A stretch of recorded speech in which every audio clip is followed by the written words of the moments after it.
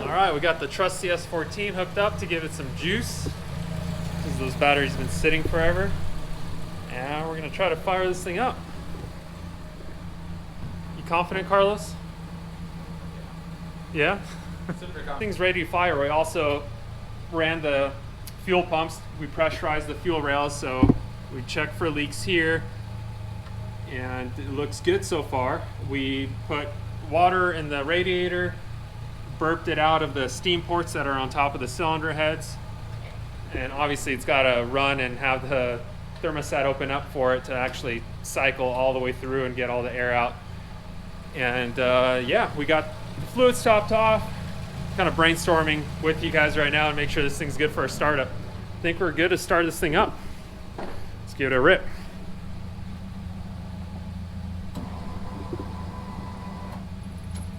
Oh, and I got this throttle cable right here because I haven't attached it to my floor mount pedal set yet, so I might have to operate this a little bit after we get this thing cranked. Ready, Carlos? Ready.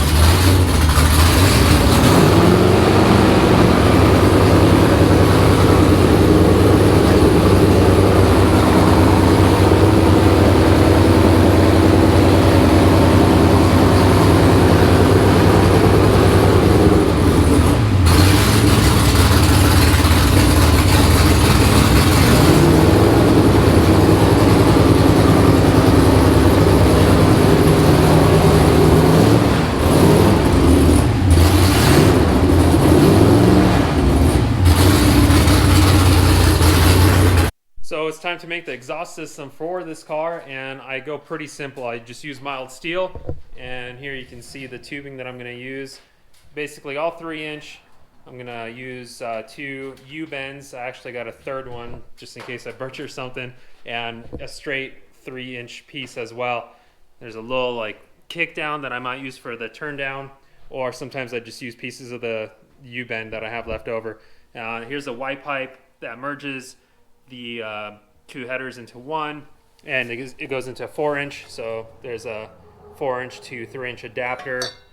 All of this stuff is from Hooker headers, including the headers on the car are also made by Hooker, and those are direct bolt-on. You can buy them on like Jegs or Summit, and the headers actually fit really nice under the car. So this is how they come out. These are stainless steel headers. The headers kind of take a bigger beating than the rest of the exhaust, so I chose to go stainless this time around. The V-bands are welded on already on the headers. I did that earlier. So that's ready to go. It should be pretty simple. I've done this before. A very similar exhaust system to my S14 and to the S13. So it's going to basically hook from both headers into one as close as possible, and then kind of dodge over to the side on the driver's side and follow the trans tunnel, and right kind of in this opening duck down and out. So per Formula D rule books, the exhaust has to go as far back as the rear axle. So that means that our exhaust system has to go right behind the axle right here. It can't turn down here or further up. So should be pretty simple. I kind of enjoy this portion of the build. As long as the cuts go well and I don't have to recycle a bunch of material and throw a bunch of it away, then we're good. So let's give it a shot.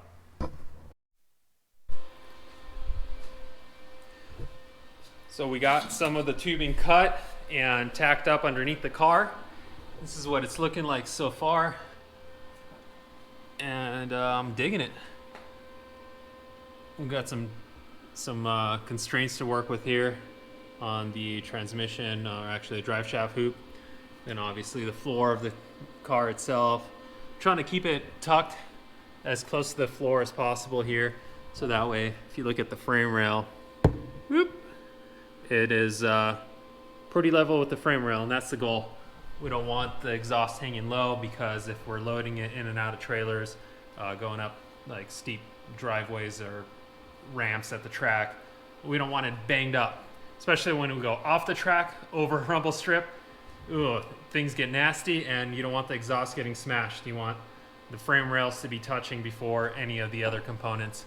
So I got kind of one last piece left of the puzzle right here to fill in this gap from the header to the tubing here, and I cut it already to join the header. Now I got to find out where to make this cut right here.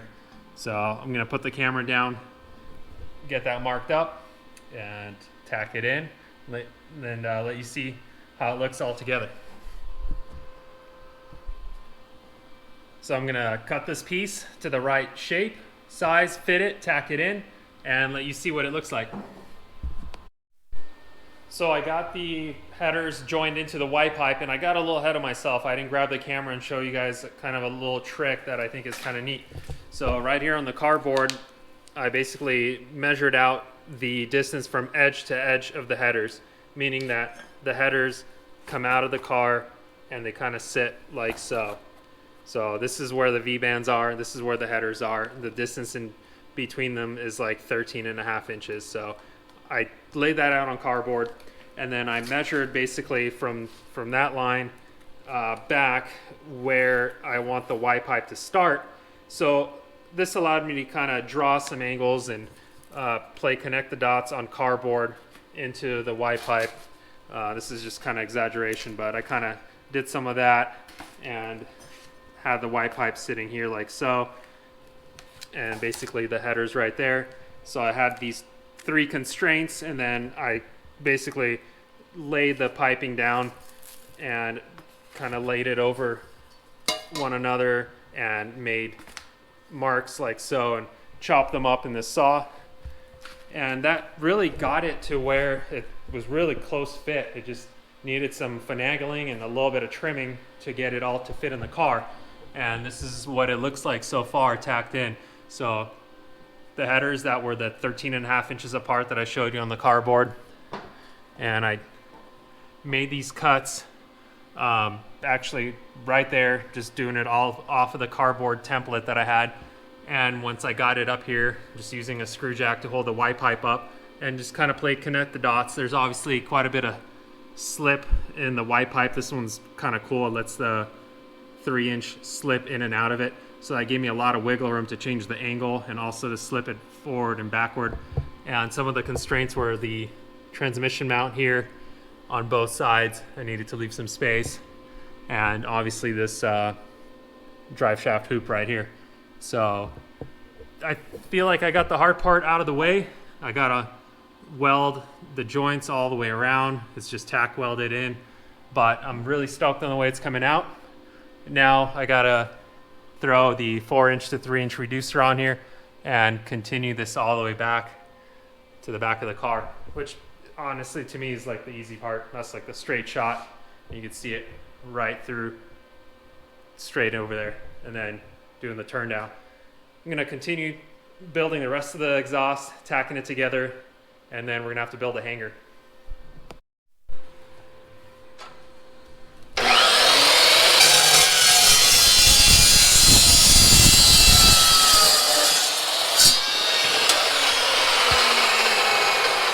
So the first part of the exhaust is tack welded in, the Y pipe is in, and I aimed a straight shot to the very back of the car for the 3-inch straight tube, and that fits in perfect. Now I just got to polish it off with basically a turn down. So this 45-degree piece that I had laying around actually will work great. And what I did here is I just chopped it down a little bit. I took basically this section right here and chopped it at a pretty drastic angle to get a more aggressive turn down. And I think it'll look good that way. The whole objective of it is when you have the tip, you don't want it hanging down too low. So we don't want this section protruding down, because when the car is going through, you know, a bumpy track like Orlando, for example, the back of the car gets really low. It squats down a lot. So the whole objective is for the tip not to hang below any other structures like the subframe, because it's going to get damaged. And what really sucks is when the exhaust gets hit and shocked, it sends that all the way up into the headers, and then you start getting cracks like near your O2 sensor and areas like that, which could really mess with your tune, and then you got a lot of trouble. So it's really nice to have the exhaust nice and tidy and make sure that it's not going to be dragging the ground and hitting the ground too much. Got the exhaust fitted really well, and I actually ran a few beads on the exhaust itself so that way it's going to stay put, because once you have it just tacked and you pull it out to weld it, as you're welding it, the little gaps that you might have, like for instance right here, right there, as you're welding those gaps might close up, and then a little bit of movement, say like back here, might translate into a whole lot of movement up there. So what I did is I ran some beads in some areas. That way I'm pretty confident that when I pull this exhaust out, weld it on the bench, and then put it back in, it's not gonna move around. It's gonna stay in the same shape as it is right now. And it's really crucial to make sure that it doesn't deform when you're welding it, because then the V-bands will obviously no longer line up. The exhaust tip, if it moves on you while you're welding, will no longer have this nice clearance. You know, I wanted a lot of clearance between the diff because I don't want the gear oil getting extra hot. So I obviously want distance here as well. That way if the exhaust moves from getting bumped, it's not just smashing and distorting the exhaust. So it needs equal distance around everywhere in order for it to be able to move, jiggle around, get bumped once in a while, and not get bent or take something else out. So I'm happy with the way it's sitting. Here's another look at the exhaust hanger, and it's just tacked in right now. I need to get some better clamps. That's just kind of temporary. That's going to hold the exhaust mount to the exhaust itself. Like I said, we're not going to weld it to the exhaust because I want it to slip a little bit and move around instead of cracking the welds. All right, let's pull this thing out, weld it up on the bench, and then put it back in for the final time. Here's what the exhaust looks like when it's on the workbench. I finished welding it all up. So here's the front, the V-bands that hook up to the headers, the white pipe reducer from 4-inch to 3-inch, and we got our hanger that is clamped on instead of welded on. And you can see right here, I actually put 2 tack welds here, and same on the back side. There's one under the clamp, one right there. So that way, if this thing starts to try to rotate, the tacks will kind of stop it from rotating too much in one direction or the other. We want to give it a little bit of wiggle room, but we don't want to have it rotate so much to where the exhaust starts hanging. So yeah, it's all welded up, ready to go back in the car.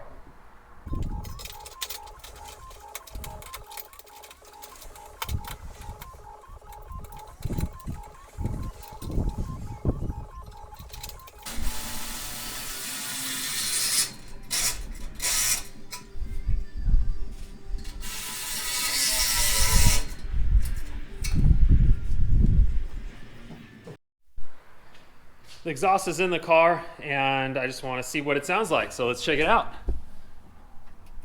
Power on, ignition on.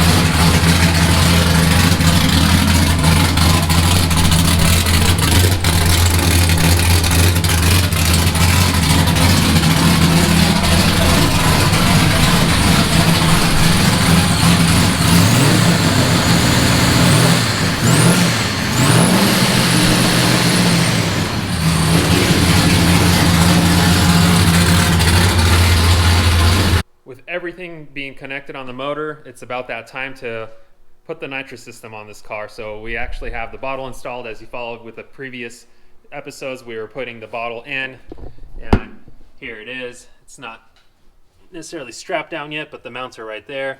We actually wired in a bottle heater, and we're gonna have to plumb everything to come out right back there. So here's a 90 that comes out of the bottle. There's gonna be a pressure sensor that senses if the bottle pressure is low. It activates the bottle heater to bring the pressure back up. We're gonna run the nitrous line and everything actually in this car along the tunnel here. We got the battery cable, we got all the communication wires that go to the PDM, basically all the inputs, outputs of the ECU, and we're also gonna run the nitrous line. I just wanna kind of keep everything in one path on this car. And I decided I wanna put the gauge in line right here, not at the bottle, but right there, kind of near the shifter. And that's because I just kind of want to keep an eye on it from the driver's compartment. I mean, I could have my dash be wired with like a electric sensor that shows me the pressure, but I'm kind of analog. I have cool technology in the car, but if there's a cool, easy way to do things, then I try to do it. So we're gonna put the gauge there. The line nitrous light is gonna come out of this bulkhead right here, and it's gonna snake around the motor. And it's going to eventually make it into this NOS throttle plate right here. So what I use is a NOS off-the-shelf nitrous kit. It's actually, here it's labeled for an LS2. Ooh, look at that Corvette. I bet Matt Field likes that Corvette right there. So just going off with an off-the-shelf kit. I've been doing this for all my cars, and it works really well. It comes with some jets. Comes with actually some of the lines that go from the throttle plate. You just gotta buy a solenoid, which you can buy on Holley.com. It's a NOS Pro Shot solenoid. Putting some fittings on it. I run a -6 from the bottle to the solenoid, so that way there's always ample amount of flow for nitrous. And then right here goes to the actual throttle plate itself. I'm thinking I'm gonna mount this thing somewhere right here. And the reason I want to mount it here instead of like on the firewall or even further away on the firewall is because I like to shorten up the run from the solenoid to the nitrous plate, because I don't want there to be any lag or any residual nitrous in a long line going to the throttle plate. So when the ECU tells it to spray nitrous, and it does spray nitrous, I want the motor to feel it instantly. And then when we stop spraying nitrous, I want the short line there so that all the nitrous in that line gets consumed very quickly as well. On the dyno, sometimes when we run nitrous, we realize that when nitrous is already shut off, it's still producing power because I think there's residual in the line, obviously residual in the intake manifold. So I want to minimize the residual as much as possible and make it so that way when we turn nitrous off, it's it. No more nitrous in the system for the motor to eat and make additional power when we don't want it to make power, like right near rev limiter.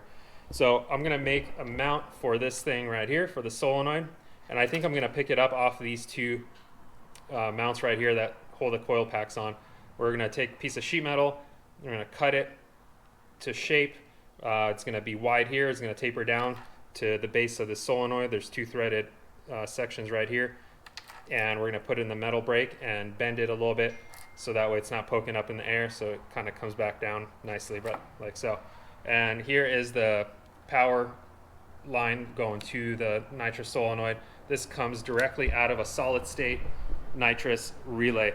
And the reason you use a solid state relay is because you can then pulsate the nitrous solenoid really quickly instead of just having it on and that's it. So say I don't want the nitrous to come on very hard, I want it to kind of pulsate into the full horsepower that we're spraying. I'll have it pulsate it. And the solid state relay is pretty simple. It looks like that. It's an NOS piece. The ECU has a pulse width modulated signal that goes into it, and the Holley HP ECU basically tells it pulsate how many times per second or whatever it's rated to do. I'm not sure how the software exactly what the units are, but it's a nice like little visual graph, and I can like play around with it and basically amp up the pulsation or slow it down. It's super user friendly. It's actually fun to use. So yeah, that's it. I'm gonna get to work. I gotta make that bracket. I think that's gonna be the hardest part, and then cut some lines and put fittings on them and connect it all up. So I made the bracket. It looks pretty good. It's actually drying right now. That's why I'm dangling it off this wire. And we just sprayed it with some Steel-It in black. I think it'll look nice contrasting all that billet and the black manifold and fuel rails. So let this thing dry up a bit and then bolt the nitrous solenoid to it and then bolt this up to the valve covers. Yeah, Carlos is giggling right now because I had Carlos plumb the nitrous system and put all the fittings on. Carlos, you confident in it? No, nervous laugh, man. So he's got to turn on that bottle.